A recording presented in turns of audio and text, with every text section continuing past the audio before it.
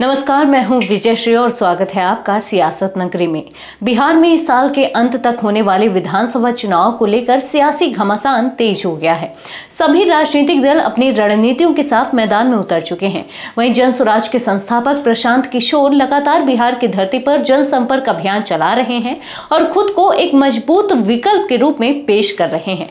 हाल में ANI को दिए इंटरव्यू में प्रशांत किशोर ने कांग्रेस और राहुल गांधी पर जमकर हमला बोला। उन्होंने राहुल गांधी की बिहार को लेकर समझ और गंभीरता पर सवाल उठाते हुए कहा, क्या राहुल गांधी ने जीवन में एक रात भी बिहार के किसी गांव में बिताई है?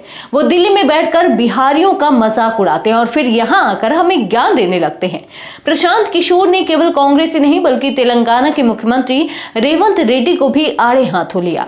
उन्होंने आरोप लगाया कि CM बनने के बाद रेड्डी ने कहा था कि बिहारियों के DNA में मजदूरी करना है और यही वजह है कि तेलंगाना में बाहर से आकर काम करने वाले बिहारी ही समस्याओं की जड़ हैं। किशोर ने कहा, जब राहुल गांधी बिहार आए तो उनसे पूछेगा कि क्या उनके मुख्यमंत्री ने ऐसा कहा?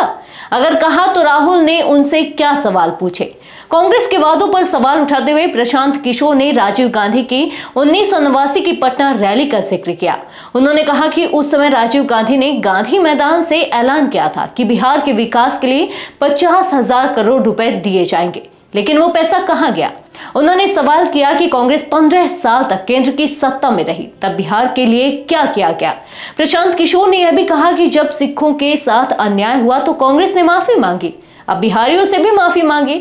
उन्होंने कांग्रेस की बिहार में हैसियत पर तंज कसते हुए कहा, आज कांग्रेस को जितनी सीटें लालू यादव भीख में देंगे उतनी ही रह जाएंगी।